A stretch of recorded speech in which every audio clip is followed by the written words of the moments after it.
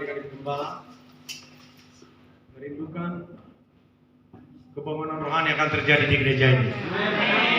Dan ingat ketika Tuhan dipuji di sini, Tuhan akan menarik orang-orang berdatangan ke tempat ini. Tuhan akan menarik orang-orang datang kepada Tuhan ketika Tuhan ditinggikan di tempat ini. Dan saya percaya satu demi satu akan ditambahkan Tuhan jemaat Tuhan di tempat ini. Dan kita rindu bukan hanya satu demi satu, akan berlari banyak orang ke tempat ini menimba air kehidupan. Haleluya. Hari silakan. Ini judul kita hari ini, supaya selaras dengan puji-pujian penyembahan kita, memuji dan menyembah Tuhan. Ketika Anda berdoa, Tuhan berkatilah, cukupkanlah makananku, sembuhkanlah sakitku. Apakah itu bagian dari pujian dan penyembahan? Tidak. Itu apa? Permintaan. Doa permintaan. Jadi kadang-kadang terlalu banyak doa permintaan yang kita ajukan setiap hari, kan? Berkati aku, berkati aku, berkati aku.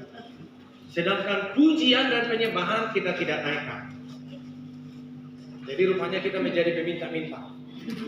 Biasanya peminta-minta di lampu merah. Jadi mohon Anda jangan sampai berada di lampu merah terus. Namanya lampu merah artinya berbahaya. Begitu ya, stop. Jadi jangan sampai berkatnya stop, karena Anda selalu berada di lampu merah, tidak pernah lampu hijau. Nah ini sekarang, saya harap kita masuk ke lampu hijau.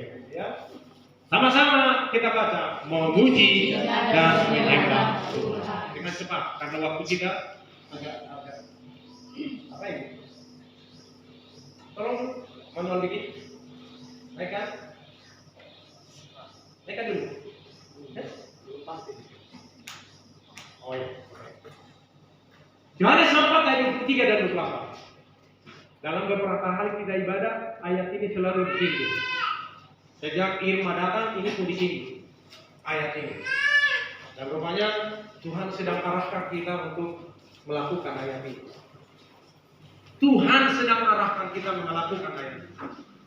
Dan beberapa minggu depan pun ayat ini akan disinggung kembali.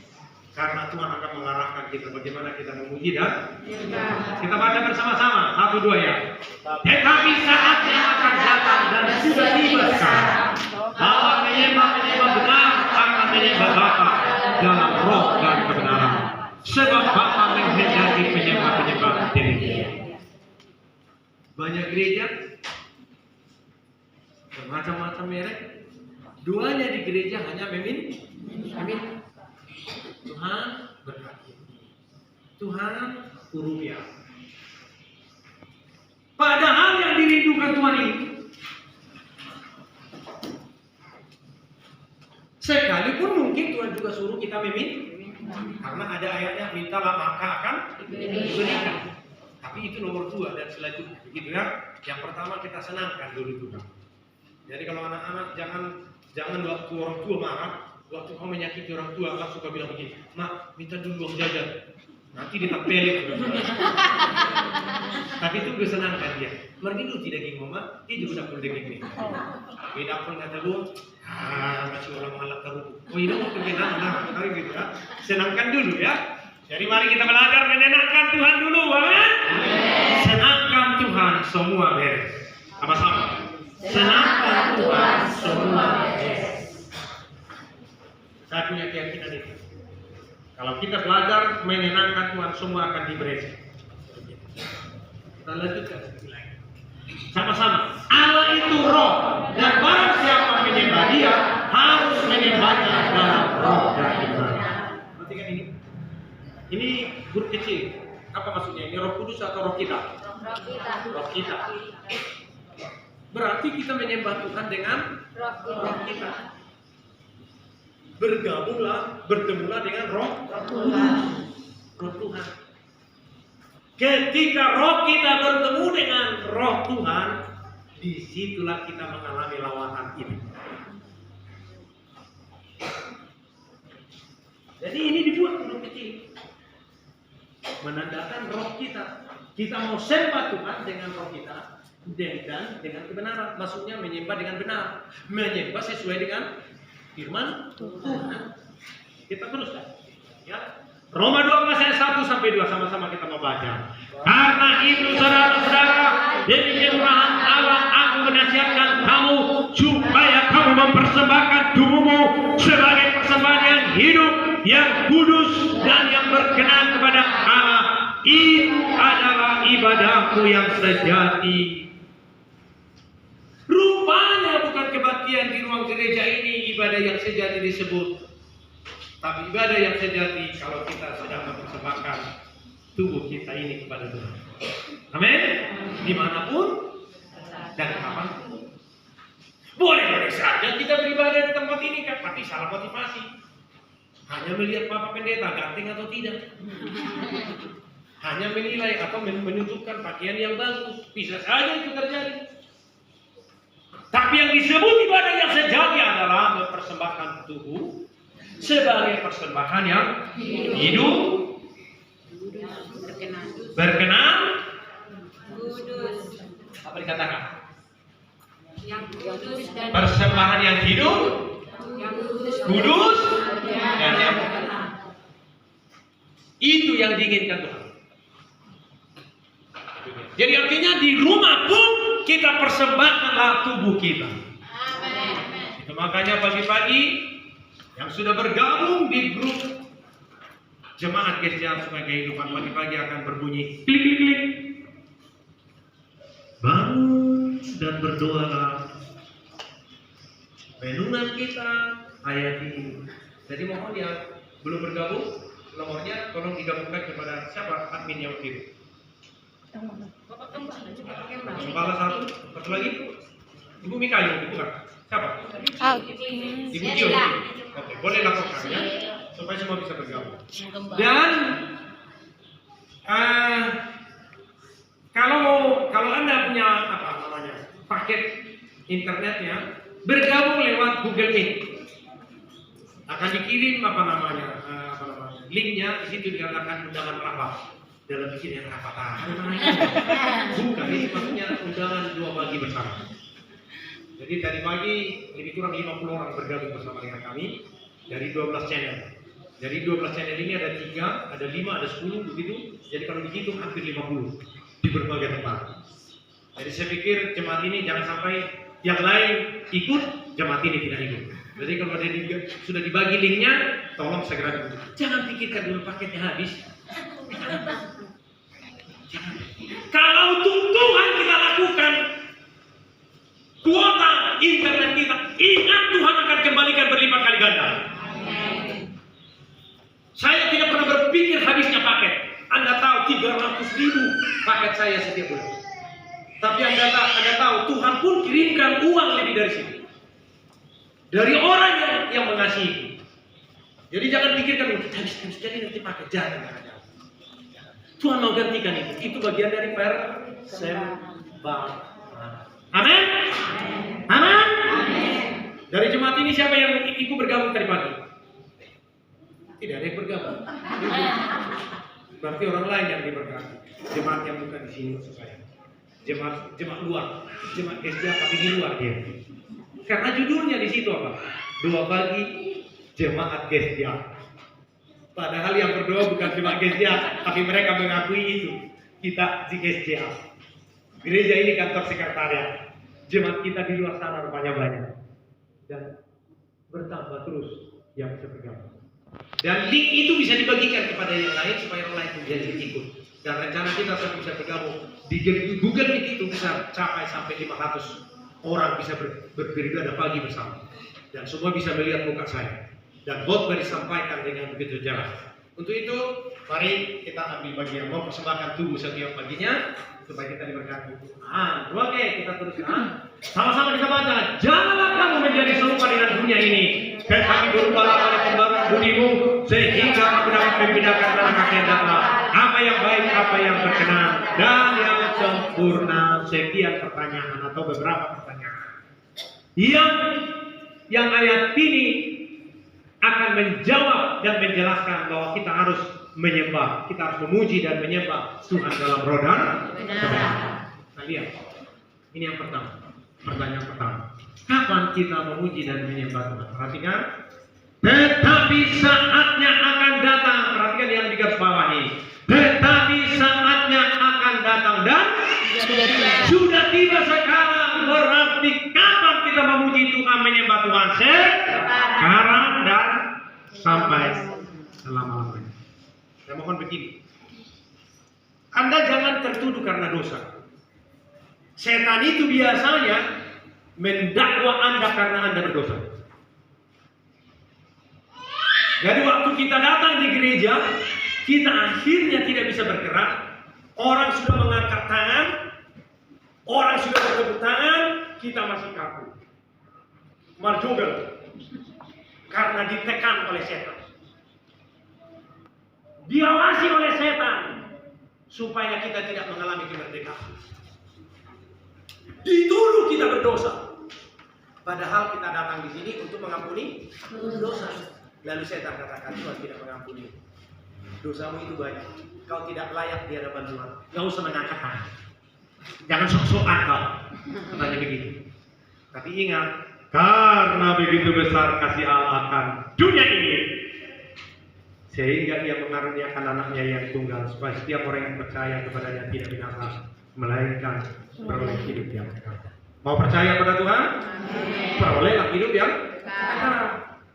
Pengampunan Tuhan itu dahsyat. Alkitab berkata, sekalipun dosamu merah seperti kermiji akan menjadi putih seperti salju. Tolak itu setan yang menuduhmu bahwa engkau itu orang berdosa. Hari ini ketika kau percaya Tuhan, semua dosamu diampuni. Jangan mau dituduh oleh dosa lagi, sisi iblis lagi. Nanti kau pulang dari tempat ini, kerja kau beribadah ke gereja ini, dosamu masih banyak katanya. Akhirnya kita tertekan batin lagi sampai ke rumah. Ingat saudara, kita datang di tempat ini untuk menerima pengampunan global. Amin. Ia sendiri telah memikul dosa kita di dalam tubuhnya di kayu salib, supaya yang kita yang telah mati terhadap dosa hidup untuk kebenaran, hidup untuk kebenaran. Bahkan oleh binur-binurnya kamu telah sembuh. Bagi Anda yang sakit pun kadang-kadang ditekan oleh iblis supaya kau tidak sembuh di tempat ini. Iblis berkata kau tidak layak disembuhkan karena kau orang berdosa. Akhirnya dalam pikiran kita ragu-ragu. Itu orang naik pamadumon itu anak menangdang. Selalu ketika kita berdoa, menginuh hamadumon yang kita tutuan oleh Tuhan naik menandang, Tuhan naik menandang sampai selesai ibadah Tuhan naik menandang. Jadi malu, sampai selesai ibadah Tuhan naik dang naik, Tuhan naik dang naik, Tuhan naik dang naik. Iblis mencoba-coba membuat kita mengalami keraguan-raguan. Tapi ingat, itu makanya kita perlu masuk dalam penyembahan alam roh. Lupakan semua penyakitmu, lupakan semua persoalanmu, lupakan semua perukilonmu. Datang dengan polos kepada Tuhan, supaya Tuhan akan melawat kehidupan kita. Amin. Anak-anak yang sering melakukan kejengkelan bagi orang tuanya, kalau tiba-tiba dia belajar, mulai hari ini aku mau menyenangkan mama pulang dan bapak pulang. Mungkin selama ini udah jengkel papa sama mama, sudah sakit hati gara-gara aku. Tapi aku mau ambil bagian itu berubah lah, bertobatlah. Lalu kalau disuruh ke ladang, ayo kita ke ladang. Iya, selama ini nggak pernah ke ladang. Nah, cuci piring, ya, aku mau cuci piring. Masak nasi, ya, masak nasi. Sudah berubah anak ini. Lalu dia lihat bajunya sudah kusam. Ayo Selasa kita beli baju tanpa diminta, sepatumu kita beli. Karena bangga orang tuanya anaknya sudah berubah.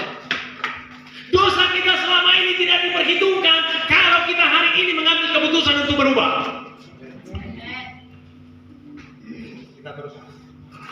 Tetapi saatnya akan datang dan sudah tiba sekarang. Berarti kita harus menyembah sekarang, menyembah besok, menyembah selanjutnya. Dan bahwa penyembah-penyembah benar adalah menyembah Bapa dalam roh dan kebenaran. Sebarang Bapa mengendaki penyembah-penyembah demikian. Berarti yang dikehendaki itu kita perlu menyembah di dalam roh dan kebenaran. Yang dikehendaki Tuhan kita menyembah. Nomor 2 kan meminta-minta. Nomor 1 kan menyembah. Menyembah itu bukan harus dimulai dengan puji-pujian penyembahan, tidak. Bisa spontan. Di rumah spontan menyembah Tuhan, haleluya, haleluya, di tengah jalan. Tidak ada aturan yang baku di situ. Harus dimulai dengan puji-pujian. Banyak orang sudah mengikuti puji-pujian tapi tidak bisa menyembah Tuhan. Karena hatinya bimbang, pikirannya kacau. Kita harus menyembah Tuhan sekarang dan selamanya. Amin. Dan kita dipilih oleh Tuhan, kita ditetapkan menjadi umat pemuji dan penyembah. Berarti kita diizinkan Tuhan di dunia ini supaya kita memuji Tuhan, menyembah Tuhan dalam hidup ini. Dan sekali lagi jangan mau dituduh oleh setan. Setan itu biasanya selalu mengganggu kita supaya kita tidak masuk dalam alam roh. Pada waktu kita berdoa, yang kita pikirkan ladang kita, ngaya langi hidung anak tomat, bersifat hidung. Akhirnya siapa mai mana makamian Tuhan pada hidung mamuroi mana makite tamian. Pada hidung itu mamuroi mana makite.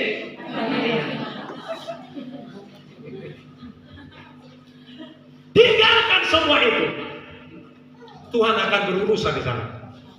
Ketika kau menyenangkan hati Tuhan, Tuhan akan berurusan di ladang.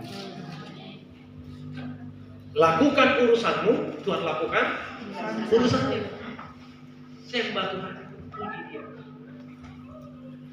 Oke, yang kedua, bagaimana kita memuji dan menyembah Tuhan dengan benar? Perhatikan, tetapi saatnya akan datang dan sudah tiba sekarang bahwa penyembah-penyembah benar akan menyembah Bapa dalam roh dan kebenaran, sebab Bapa menyembah. Karena itu saudara-saudara, demi timur Allah, aku menasihatkan kamu supaya kamu mempersembahkan tubuhmu sebagai persembahan yang hidup, yang kudus, yang berkenan kepada Allah. Itulah ibadahmu yang sejati.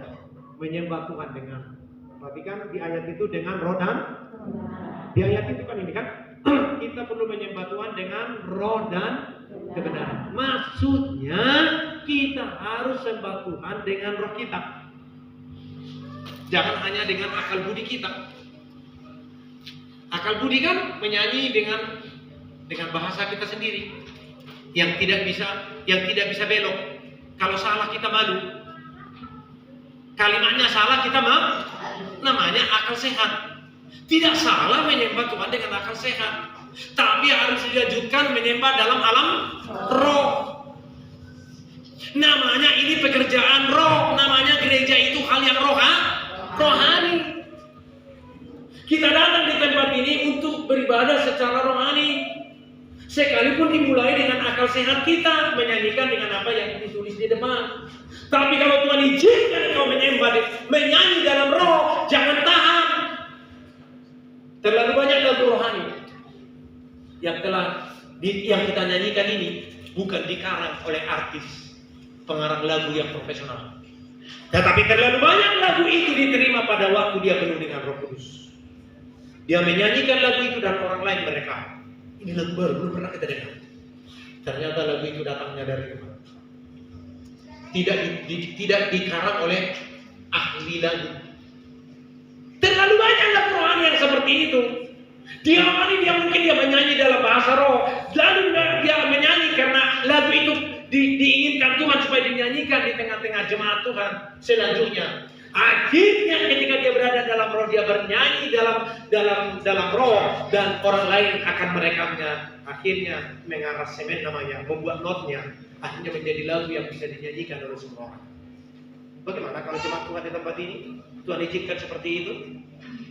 Dan tiba-tiba lagu ini dikarang oleh Ibu Gio, katanya begitu ya. Pada waktu dia penuh Roh Kudus, wah betapa luar biasanya. Dan seorang akan telepon Ibu Gio, Bu Gio, kau yang karang ini ya? Ini udah Roh Kudus tapi melalui mulutku, luar biasa saudara. Lalu dimasukkan lagi menjadi ringtone handphone. Ibu Gio yang dapat banyak, untungnya. Saya angkat seperti itu. Oke. Jadi maksudnya di situ harus menyembah Tuhan dengan roh kita dan hidup benar sesuai dengan firman Tuhan. Karena kita harus sembah Dia dengan roh dan kebenaran. Kita sembah Tuhan dengan roh kita dan kita puji dan sembah Tuhan sesuai dengan kebenaran. Dengan mempersembahkan tubuh, inilah dalam kebenaran itu. Yang dalam kebenaran yang dimaksud di sini mempersembahkan tubuh, maksudnya seluruh tubuh kita harus digunakan untuk memuji dan menyembah Tuhan.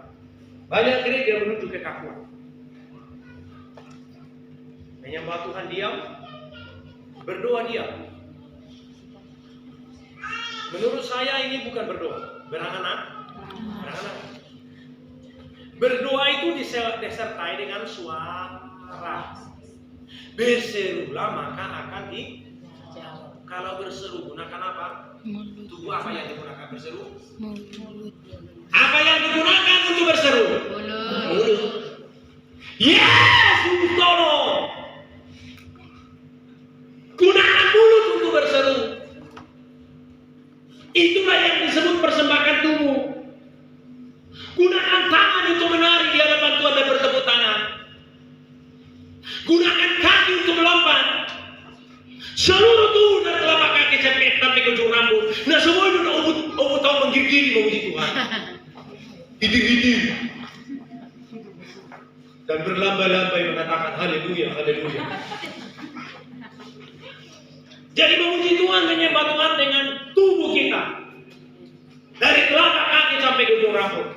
Kita gunakan mulut kita, kita gunakan tangan kita, kita gunakan badan kita, kita gunakan kaki kita. Dengan benar di hadapan Tuhan.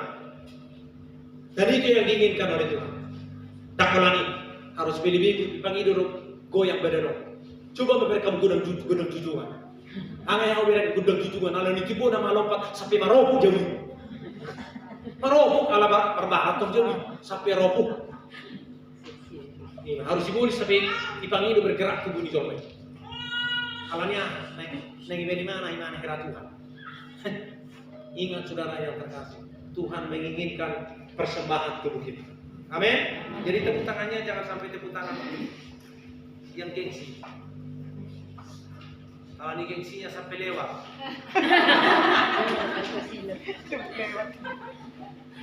Anak kau udah masak, tepuk diam. Kan gue ya dong. Tepuk bunyi ada. Tidak cukup hanya tepuk diam. Mana tepuk gitu kalau diam.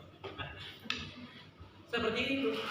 Jadi gunakan semua tubuh kita ini harus gunakan memuliakan Tuhan. Amin. Amin. Jangan ada kekakuan. Setan itu membuat kita kaku. Jadi ingat, kalau setan melanjuti kekakuan itu, hati-hati. Kalau kaku semua badan ini bagaimana? Mati. Stroke. Hati-hati. Jadi rupanya di gereja kita sedang aerobik. Menggerakkan badan supaya sehat jasmani dan rohani. Jadi kalau disuruh lompat-lompat, sengaja kita tampilkan Aristo memimpin supaya gaya anak muda dulu semua. Supaya semua tambah muda. Hari Minggu pun dia. Yang sudah dijadwal semua jadi singa. Tapi supaya kita tambah muda semua. Lihat ya pendeta sudah tambah muda sekarang. Jadi betul, ibu kepala pun sudah tambah muda. Kalau diukur kami sekarang di laboratorium akan terlambat tua 10 tahun. Mari kita semua tambah muda, amin. Amin. Panjang umur. Ya.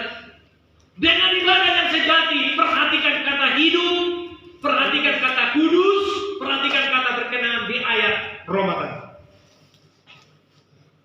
Mana ayatnya? Perhatikan ada kudus, hidup, kudus, berkenan. Tubuhku ini harus hidup. Kalau hidup pasti bergerak. Jadi kalau lalak sosok hati-hati setengah hidup. Ini setengah hidup. Kudus harus jaga kekudusan. Tinggalkan semua dosa. Berkenan kepada Allah. Ini yang diinginkan Tuhan.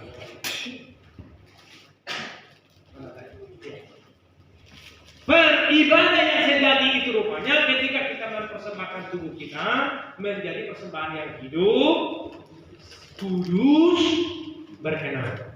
Berarti belajarlah hidup benar di mata Tuhan. Namanya menyenangkan tuh, menyenangkan orang tua, jangan membohonginya, jangan menipunya, jangan menyakitinya. Hiduplah benar di hadapan orang tua. Ketika orang tua disenangkan, dia akan bahagia panjang umurnya. Setelah itu buat bekerja, setelah itu banyak harta, anaknya dapat harta warisan. Karena kita senangkan. Sama kalau kita menyenangkan hati Tuhan, kita pun mendapat warisan di surga. Tepuk tangan bagi Tuhan Yesus Kristus. Yang ketiga, siapa berubahlah, jangan kamu menjadi serupa dengan dunia ini, tetapi berubahlah oleh pembaruan budimu, sehingga kamu dapat membedakan manakah kehendak Allah, apa yang baik, yang berkenan kepada Allah dan yang sempurna. Siapa yang layak memuji dan menyembah Tuhan? Di ayat itu dikatakan yang mau mempersembahkan tubuh bagi Tuhan.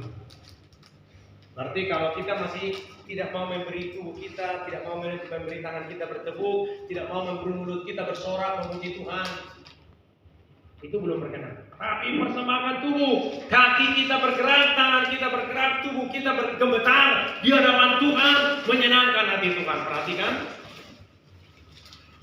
Kalau katakanlah nggak usah dulu presiden, Surya Paloh datang. Pernah sering Anda lihat di televisi kalau Surya Paloh datang ke sebuah kota dalam acara partainya, biasanya disambut dengan tarian daerah. Disambutlah ketua partai mereka disambut dengan tarian daerah, pakaian daerah, musik dibunyikan, mereka bergoyang, mereka menyambut dengan tepuk tangan.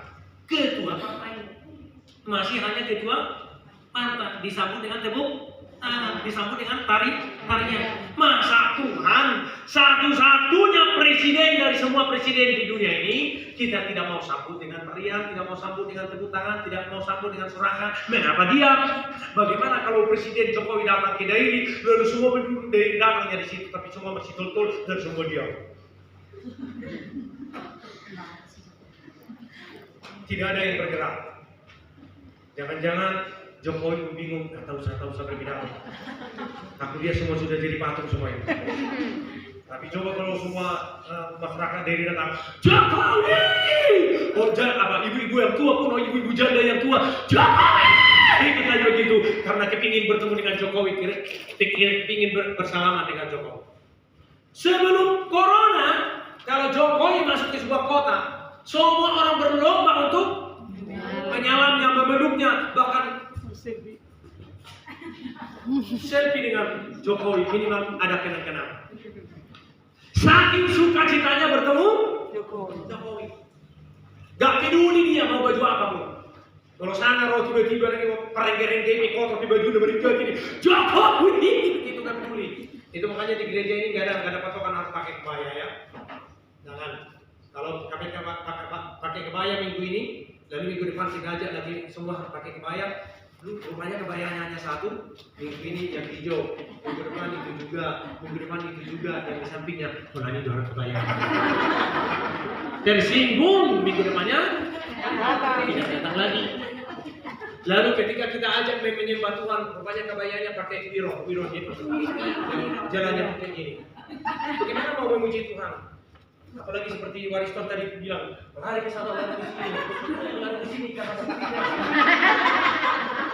tidak salah pakai kebaya, tapi cara khusus lainnya, acara pernikahan, lelang. Tapi acara ibadah seperti ini tidak ada patokan berkebaya. Gereja kita harus ikuti gereja kota, tapi pakaiannya bersih dan sopan. Amin. Dan saya mau ajak Anda setiap hari Minggu harus pakai sok. Karena apa? Bisa saja terjadi seperti di Bojibolo. Bisa saja setiap minggu itu terjadi. Supaya jangan jadi batu sandungan. Karena kita tidak siapkan apa kain untuk menutupi yang tergeletak. Hari Rabu itu lawatan Tuhan terjadi. Ini guruku ini dilawat Tuhan, Bu Baby dilawat Tuhan. Hanya semua Anda tidak banyak yang datang. Begitu ya. Seperti itu. Saya tidak tahu mengapa mereka tidak datang. Jangan-jangan dibisiki iblis. Jangan datang. Karena ada suasana surga di sana. Akhirnya kita dengar suara itu. Untuk itu, kalau Anda diundang ibadah, dengar suara hati. Di sini Roh Kudus akan berbisik. Berangkat kalau bergerimis. Berangkat. Soal sakit, nanti kamu sembuh di situ. Banyak orang takut sakit mengikuti KKR. Saya pernah melihat KKR di Medan. Namanya saya lupa. Orang Singapura yang korban.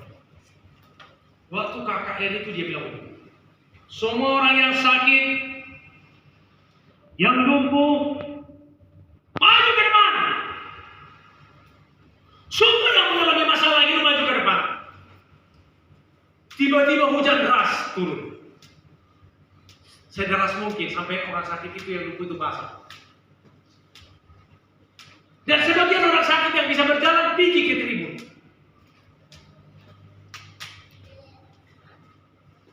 Dan pengkhotbah ini katakan, bagi Anda yang sudah maju ke depan, rasakan kesembuhan dari Tuhan. Hujan deras, makin deras. Anda tahu, semua yang kena hujan ini sembuh, sedangkan yang sakit pulang ke tempat duduknya tidak sembuh. Rupanya hujan itu hujan kesembuhan bagi mereka yang sakit. Jadi jangan takut, gerimis jangan. Di situ Tuhan melihatnya. Kalau zaman-zaman kita dulu, zaman-zaman sekarang berpacaran itu biasanya pakai WA. Tapi zaman-zaman kami dulu, malam minggu itu malam panjang bagi kami.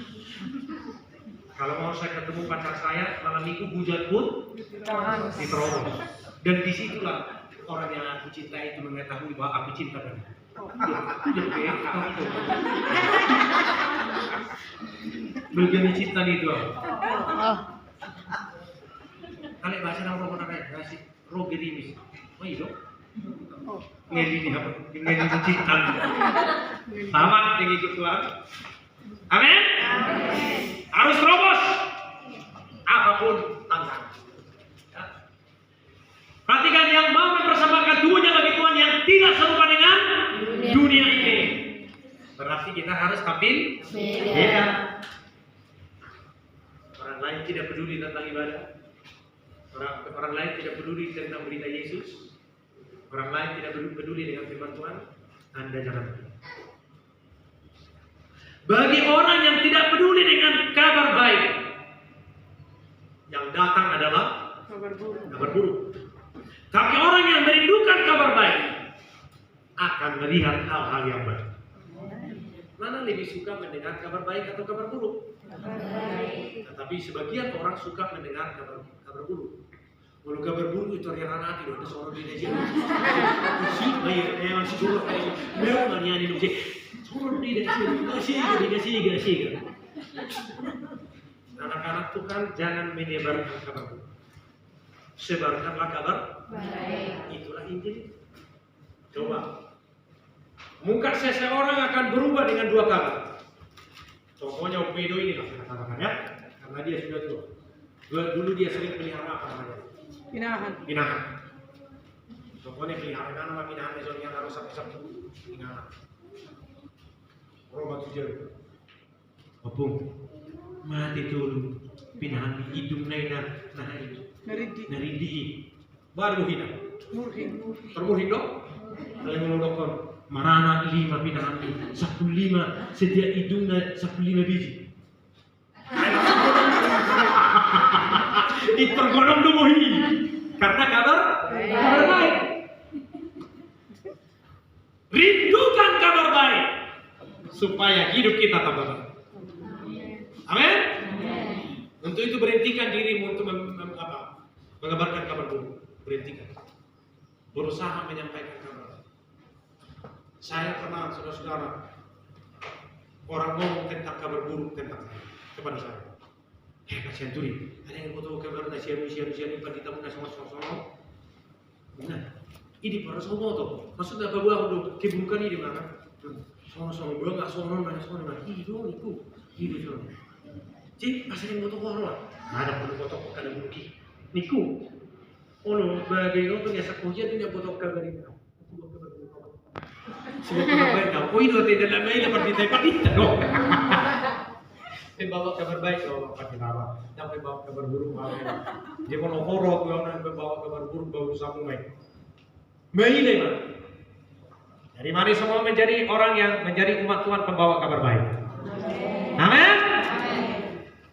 Unang orang berita digugat jangan di para anak-anak. Anu ini digugat jadi anu kejekian ini bisa digugat. Beritakanlah Yesus kepada orang. Amin. Bersaksi. Hidupnya berubah. Di ayat itu harus berubah dalam pembaruan budi. Berarti harus bertobat. Orang yang menyembah Tuhan itu harus bertobat. Yang layak memuji Tuhan itu harus bertobat. Tinggalkan semua dosa itu. Ambil tekad. Aku mau tinggalkan semua itu. Yang mengikat diriku, yang membuat aku jauh dari Tuhan. Tinggalkan semua dosa.